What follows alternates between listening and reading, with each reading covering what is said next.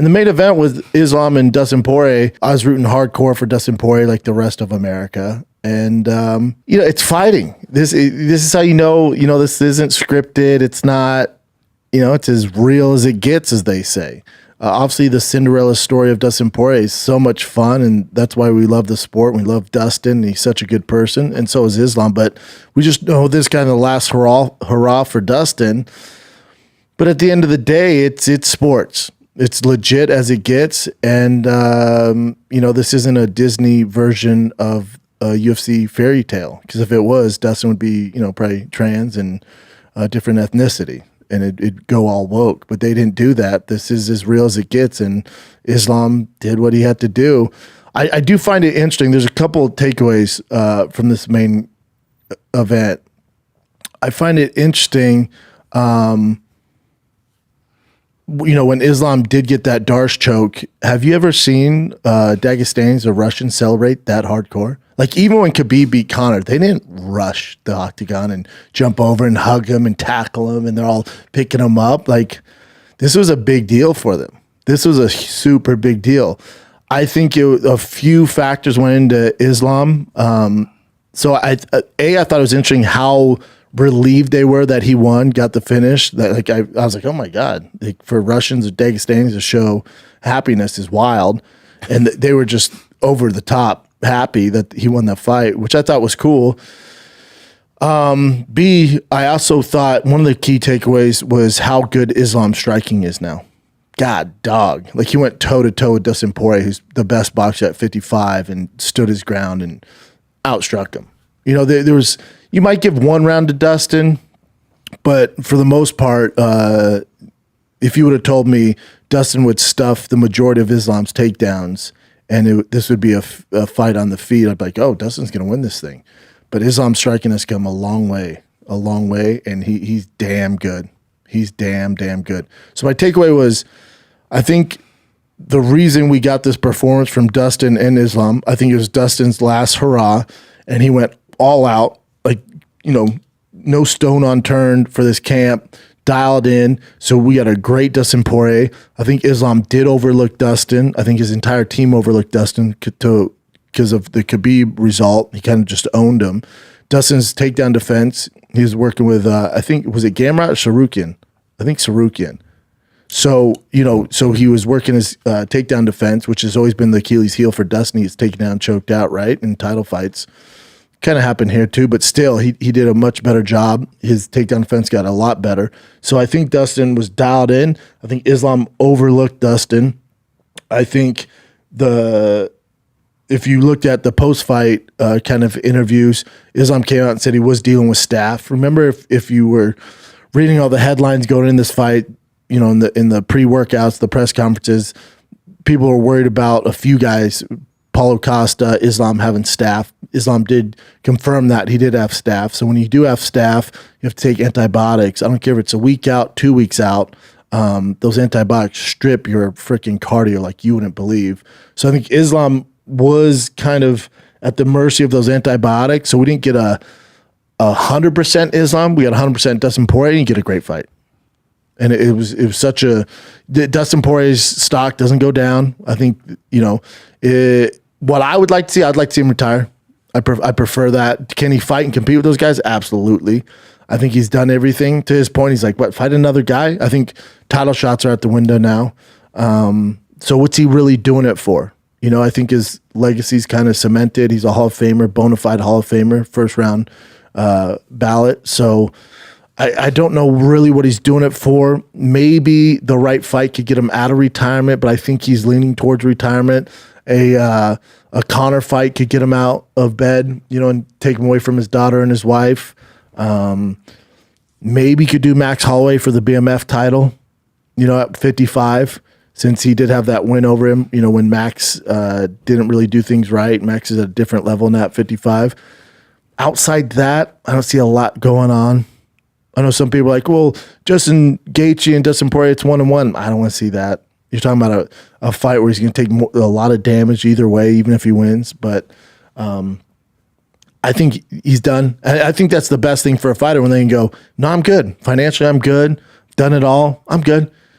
Oh, but here's whoever, Gamrot. Here's this guy. Here's Justin Gaethje. Nah, I'm good. So Volkanovski actually said on his YouTube channel that he would want to, if Dustin's down, he would want to go up and fight him.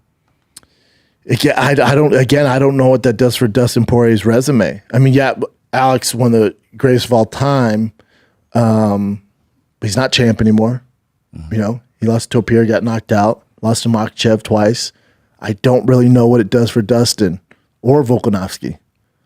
So for Dustin, he's kind of, you know, he's in that same kind of category that a lot of guys get in. Conor, there are very few. You're talking about rare air here. You're looking at Conor, the Nate Diaz's of the world, where they can just jump in and they can jump the queue and get these big fights. Even though it's not for a title, they're still getting paid like it's a title fight. Dustin's there now, and it's very hard to get there. So I can see kind of the incentive to do it. But again, I don't know his financials. I assume he's good. It sounds like he's good. He's good, yeah. Yeah, it sounds like he's good. So if you're a Dustin fan, that's what you want.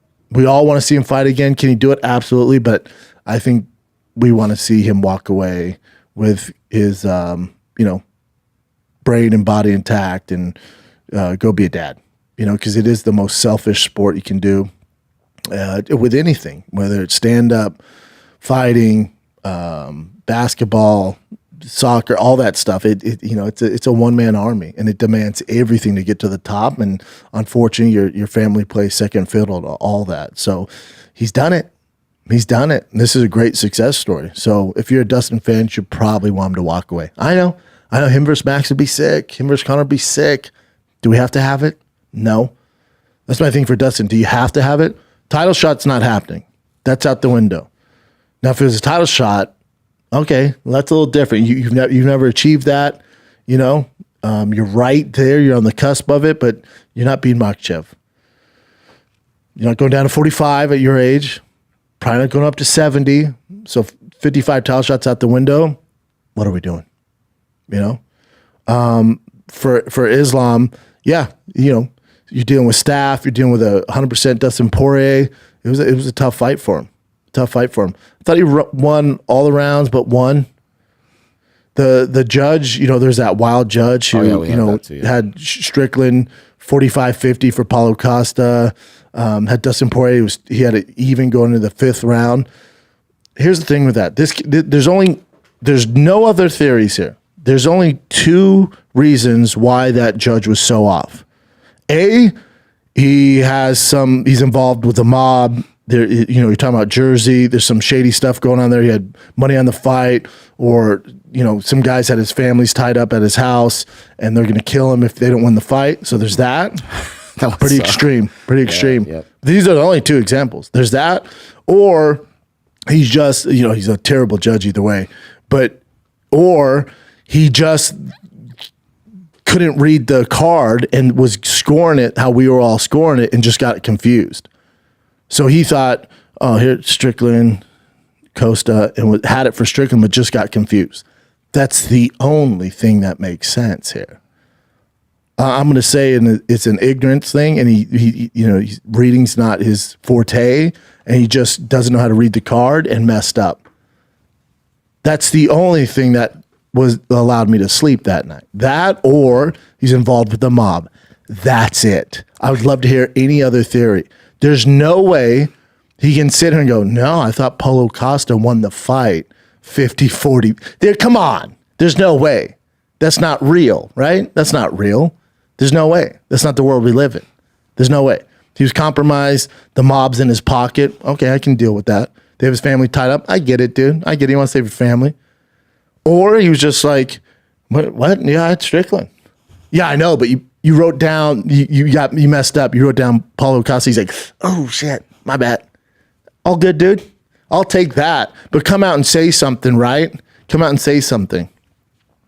Either way, you didn't help the mob, and your family's either dead and you're, at the bottom of the Jersey River, or you're dumb. You're dumb, you can't read, and just got the scoring backwards, or the mob's involved. There's no other excuse. I don't even want to hear it. Either mob's involved or you're stupid. There's nothing else. I know it sounds extreme, but there's nothing else. There's no other explanation. That's it. You moron. That's all good, dude. I make horrible mistakes, dude. I get it. Just own it, though. Come out on Twitter and be like, dude, I see all the backlash. I just got confused, man. I haven't done it a lot. Whatever you want to do, yeah, come out and say something. Unless the mob has your family, then just stay quiet, dude, and go about your business. That's the only excuse there. There's only two. There's nothing else. I don't want to hear anything else. I don't want to hear anything else. He's just off. So back to Islam and Dustin Poirier. For Islam, again, we got to keep it a sport. We got to keep it a sport. It annoyed me. You have Arman Tsarukyan sitting cage side. He's the number one contender. He's ranked number one. Remember, for those of you that don't know, he fought Islam Makhachev on a 2-week notice and gave him his toughest fight in the UFC. If we look back at that fight, Islam striking has gotten a lot better since then. A lot better. But overall, if you look at who's gotten better from that day, you're going to say Islam. I'm sorry, you're going to say Tsarukyan. Oh, Tsarukyan. Tsarukyan has improved more than Islam since the last time they fought. Tsarukyan is by far his toughest matchup. But I'm I'm a fan of Islam. I think he's an absolute savage. Absolute savage. He's a monster. But you have to defend the title at 55. And there's a guy named Arman Tsarukyan who's your worst matchup, especially after you struggle to take Dustin Poirier down. You have to beat him before you even consider jumping to 70. The fact that he didn't even acknowledge that is alarming. We should all be worried. The fact that he's like, I'd love to go to 70 and fight Leon Edwards. Well, but why? Who gives a fuck? What are you doing? Now, this is part of the butterfly effect of the Conor McGregor jumping weight classes and the way UFC markets things. He goes, I'm just looking for the biggest payday. Arman's not a household name. Toughest matchup, not household name. Oh, I match up better with Leon Edwards. I'll go up a weight class. I'm sick of cutting weight. Cool. Fuck you. Dude, I don't mean to say fuck you. Dude, you have to fight Arman Tsarukyan. You have to. That's your toughest matchup. By far. And you beat him. Now we have an argument. Now we have an argument for you to jump up to 70. There's not a whole lot left for you at 55. The notion that it's the deepest weight class, I don't subscribe to that. He's beat, if you beat Arman, now you can jump to 70. All right, I'll entertain that. But you got to fight. You know you got to fight Arman, right? And the fact you didn't even allude to that is fucking mind-blowing. Again, maybe it's a language barrier issue. I'm just going to chalk it up as that because it's the only thing that helps me sleep at night. It's a language barrier thing. No. When he said he was gonna jump and fight Leon, he got Leon and Arman confused. He's gonna stay at 55, right? You're staying at fucking 55, and it's a language barrier issue, right? Right. Arman's your toughest matchup.